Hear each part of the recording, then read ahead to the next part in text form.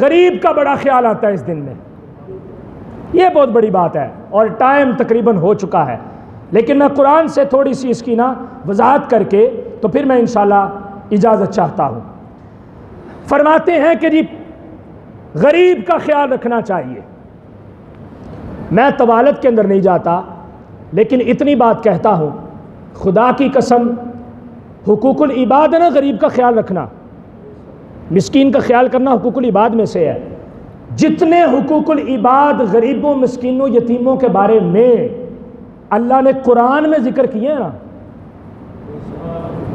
مختلف انداز میں، مختلف مقامات پہ، ان میں سے ایک مقام یہ ہے، اللہ نے خاص طور پہ سورہ توبہ کے اندر پارہ نمبر 10 میں مصارف زکوٰۃ گنوائے ہیں. مصارف زکوٰۃ گنوائے ہیں. کیا فرمایا؟ انما الصدقات للفقراء، فقیر کی جمع. کہ فقیر امیر ہوتا ہے؟ کون ہوتا ہے؟ غریب ہوتا ہے. کون ہوتا ہے؟ غریب ہوتا ہے. پہلا مصرف انما الصدقات للفقراء. نمبر 2 والمساکین، مسکین.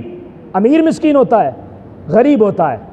والعاملین علیہا والمؤلفۃ قلوبہم وفی الرقاب والغارمین، مقروض. تو امیر کا بھی مقروض ہوتا ہے، اور بکری گل ہے پورا پاکستان مقروض ہے. لیکن جو حقیقی طور پہ امیر ہے، جس کے پاس پیسہ ہے، دولت ہے، وہ جان بوجھ کے مقروض ہوتا ہے، پھر تو اس کی علیحدہ بات ہے. لیکن امیر جو ہے وہ مقروض نہیں ہوتا. تو جب مقروض نہیں ہے تو وہ غریب بھی نہیں ہوتا.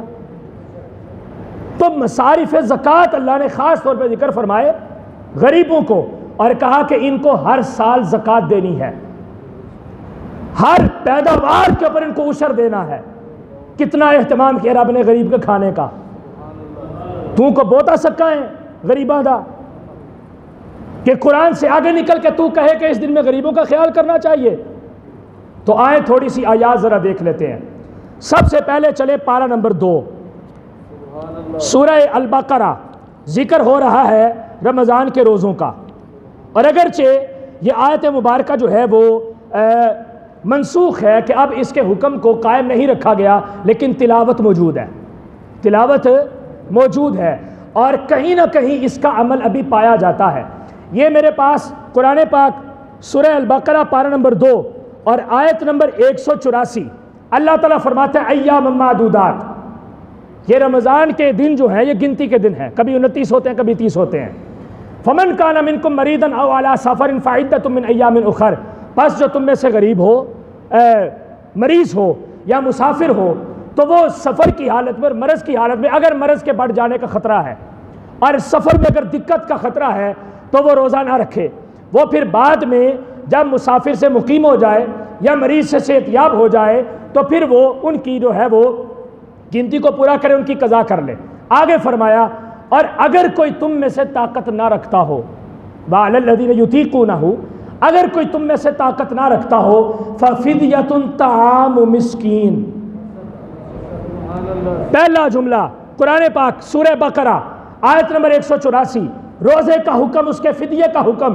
اللہ نے فرمایا جے تو روزہ نہیں رکھ سکتا نا تے ایک روزے دا فدیہ کسے غریب نو کھانا کھلا دے، غریب کو کھانا کھلا دے. تو آپ مجھے بتائیں کہ رمضان ربیع الاول میں ہوتا ہے؟ رب نے ربیع الاول کے بغیر بھی مسکین کا خیال کیا. ایک بات.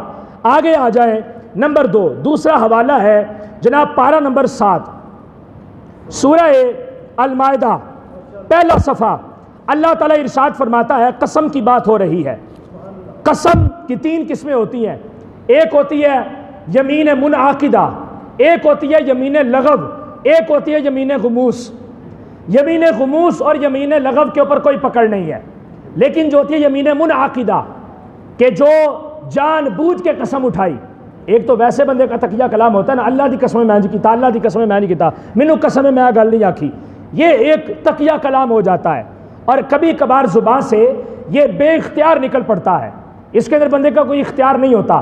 تو یمین لغو کو تو اللہ نے معاف کیا، لیکن جب یمین منعقدہ ہو کہ جان بوجھ کے بندے نے قسم اٹھائی لیکن قسم کو پورا نہیں کر سکا، تو یہ آیت نمبر 89 سورہ المائدہ پہلا صفحہ. اللہ فرماتا ہے لا یؤاخذکم اللہ باللغو فی ایمانکم.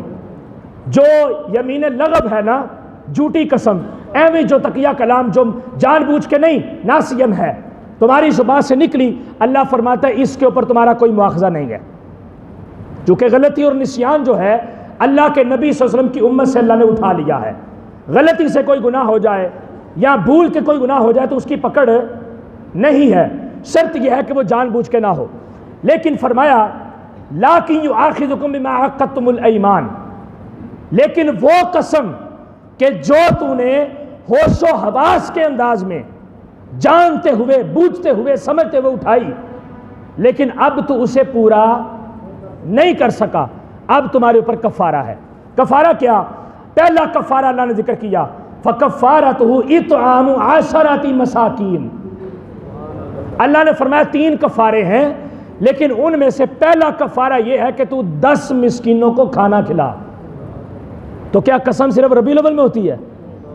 یہ تو محرم میں بھی ہوتی ہے، بلکہ ایک دن میں 20 مرتبہ ہوتی ہے۔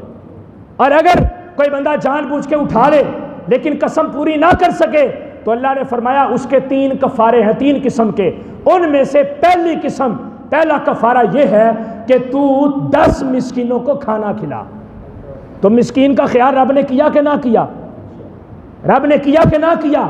جس رب نے پیدا کیا ہے اس نے مسکین کے کھانے کا اہتمام کیا ہے۔ نبی کے میلاد پہ تجھے مسکین کا خیال کیوں آتا ہے؟ کبھی اپنے بیٹے کی شادی پہ خیال آیا؟ ہون تے رسمیں چل گئی ہے، پہلے تو زمانہ چینج ہوندا سی کہ پنڈا تھاواں دے وچ تمبو کناتا لا کے چلو اہتمام کیتا جاندا سی کہ کوئی غریب اگر ہوندا ہے بیچارہ تو وہ بھی کوئی روٹی دی برکی کھا لے، لیکن اب کیا ہوتا ہے؟ میرج ہال میں جاؤ، نہ کسی غریب کو وہاں پہ داخل ہونے دیا جائے، کوئی ماڑے کپڑے پہننے والا وہاں پہ نہ آئے، اور اوپر سے سب سے بڑا جو جرم اور زیادتی یہ ہے بچا کچا کھانا بھی ان کو نہ دیا جائے، اور یا کڑی آلن تو یا منڈے آلن۔ تو غریب اور مسکین کا خیال اللہ نے اس انداز سے کیا، لیکن تو نے اپنے بیٹے کی شادی کی میرج ہال میں، تو نے اپنے بیٹے کی سالگرہ منائی میرج ہال میں، تجھے خیال کیوں نہیں آیا کہ غریب کو بھی کھانا کھلایا جائے؟ امیر کی تو رب اتنے قریب سے نہیں سنتا، خالی پیٹ والے کی تو رب بڑے قریب سے سنتا ہے، بیمار کی تو رب بڑے قریب سے سنتا ہے۔ کیوں نہ کسی کو دوائی لے کے دی، کیوں نہ کسی غریب کا پیٹ بھرا؟ ایک صرف میلاد کے نام پہ تو نے جھنڈیاں دیکھیں، گلیاں سجائی ہوئی دیکھیں، اور تو نے کہہ دیا کہ جناب یہاں پہ غریب کا خیال کرنا چاہیے تھا۔ اچھا ایک بڑی مزے کی بات، میلاد پہ ساؤنڈ ہوتا ہے، میلاد پہ دیگیں پکتی ہیں، میلاد پہ جھنڈیاں خریدی جاتی ہیں، میلاد پہ جناب انواع و اقسام کے خرچے کیے جاتے ہیں، ساؤنڈ امیر کا تھا کہ غریب کا تھا؟ غریب کا تھا۔ جھنڈیاں کس سے خریدیں؟ غریب سے۔ دیگیں پکائیں تو سامان کس سے لیا؟ غریب سے۔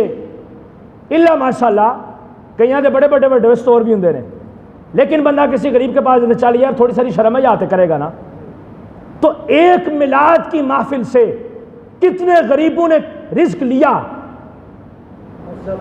ایک میلاد کی محفل سے کتنے غریبوں نے رزق کھایا، ایک صرف میلاد کا نعرہ لگانے سے غریب یاد آیا۔ تو یہ دوسرا فرمان اللہ کا قرآن سے۔ اب اس کے بعد نمبر 3، یہ بھی پارہ نمبر 7 ہے، اللہ نے ارشاد فرمایا یا ایھا الذین آمنوا لا تقتلوا الصید وانتم حرم، اے ایمان والو، یہ آیت نمبر 94 ہے سورہ المائدہ پارہ نمبر 7۔ اے ایمان والو، جب تم احرام کی حالت میں ہو، عمرہ کرنے گے یا حج کرنے گے، تو شکار 2 طرح کے ہوتے ہیں، ایک ہوتا ہے آبی شکار، ایک ہوتا ہے خشکی والا شکار۔ آبی شکار مچھلیاں ہیں یا اور اس طرح کے جانور جو حلال ہوں، مختلف فقہ ہیں ان کے اندر کہ کون سا جانور کھانا حلال ہے کون سا حرام ہے، لیکن مچھلی تو متفق علیہ سب کے لیے حلال ہے، یہ آبی شکار ہے۔ اور دوسرے شکار ہوتا ہے خشکی کا، چڑیا کا شکار کرنا یا جناب اس طرح کے جو جانور پرندے ہیں ان کا شکار کرنا، مرغابی وغیرہ یا اس طرح کے۔ تو فرمایا کہ جب تم حالت احرام میں ہو تو حالت احرام میں تم نے خشکی والا شکار نہیں کرنا۔ جب تم محرم ہو لا تقتلوا الصید وانتم حرم، لیکن کیا ہوا، دل بڑا کر رہا تھا، ہاں تو تم نے شکار کر لیا۔ ومن قتلہ منکم متعمدا، تم نے کیا کیا، جان بوجھ کے شکار کیا احرام کی حالت میں، تو کفارہ تو پڑ گیا، چونکہ نہ کرنے کا حکم قرآن نے کہا تھا، تو قرآن کی نہ مانے تو کفارہ پڑ گیا، تے جڑے پھر میلاد نہیں مناندے وہ بھی دین کفارہ، چونکہ میلاد کا ذکر قرآن میں موجود ہے، اللہ کی نعمتوں کا ذکر کرنا۔ تو فرمایا کہ تم نے جان بوجھ کے شکار کر لیا تو اب اس کے لیے کچھ کفارے ہیں، کوئی ایک ان میں سے ادا کر لو، وہ بھی 2 سے 3، 3 سے 4 ہیں، اور ان میں سے ایک فرمایا کہ اگر تم قربانی نہیں دے سکتے اس کے بدلے میں ہدیم بالغ الکعبہ، ایک جانور خریدو اس شکار کی طرح کا اور اس کے برابر، اور تم اس کو جو ہے کعبہ تک پہنچاؤ اور غریبوں کے لیے اسے وقف کرو۔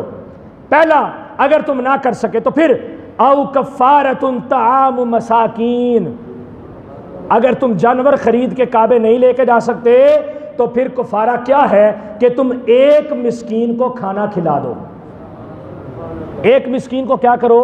کھانا کھلاؤ۔ اب اس کے علاوہ اور بھی بڑی ساری آیات ہیں قرآن کے اندر جہاں پہ اللہ نے مسکین کے کھانے کا اہتمام کیا، تو پتہ یہ چلا کہ مسکین کے کھانا کھلانے کا مسئلہ نہیں ہے پینا ہور تے پکیاں ہور، پرابلم کچھ اور ہے، تکلیف کچھ اور ہے، اور مسئلہ جو ہے پرابلم مشکل پریشانی کچھ اور ہے۔ لیکن ہم نے کیا کرنا ہے؟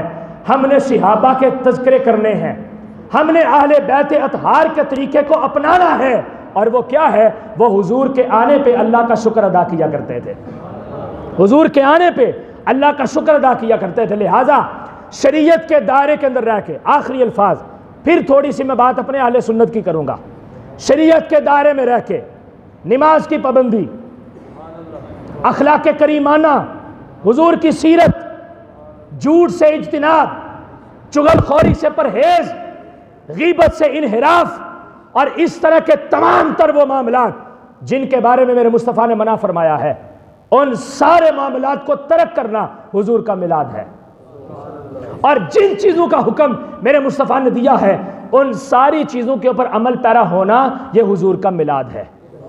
اور قرآن پاک میں بعثت رسول کے جو مقاصد 3 مقامات پہ، پارہ نمبر 1 آخری صفحہ، پارہ نمبر 4 نصف کے اوپر یہ صفحہ موجود ہے، اور پارہ نمبر 28 سورہ جمعہ کا پہلا صفحہ دوسری آیت، اللہ تعالیٰ نے ارشاد فرمایا جہاں پر بھی کہا ہے کہ میں نے تم میں اپنا ایک رسول مبعوث کیا ہے، اس کی بعثت کے مقاصد کو اللہ نے ذکر فرمایا ہے۔ اور پچھلے جمعے میں نے ان کے اوپر بڑی تفصیل سے بات کی تھی، آج اگر کوئی نیا بندہ بیٹھا ہے تو وہ بھی بتا دیتا ہوں کہ بعثت کے مقاصد یہ ہے کہ قرآن پڑھنا سیکھا جائے، قرآن کے اوپر عمل کرنا سیکھا جائے، قرآن کی تلاوت کی جائے، قرآن کو سینے سے لگایا جائے، قرآن کو چوم کے آنکھوں سے لگایا جائے، اس کو سر کی دستار بنایا جائے، اور اس کے بعد تزکیہ نفس کیا جائے، ہر قسم کے گناہ سے پرہیز کیا جائے، ہر قسم کی خباثت سے اپنے ظاہر اور باطن کو بچایا جائے، اور تیسرے نمبر پہ علم و حکمت کا اہتمام کیا جائے، سیکھا بھی جائے اور سکھایا بھی جائے۔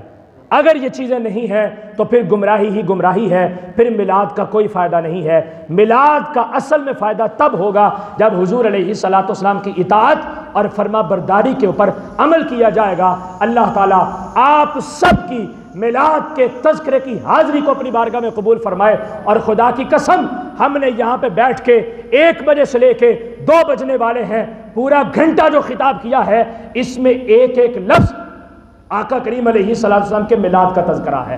اللہ تعالی ہماری اس حاضری کو اپنی بارگاہ میں قبول فرمائے اور ہمیں شریعت مطہرہ کے اوپر عمل کی توفیق عطا فرمائے۔ وآخر دعوایا ان الحمدللہ۔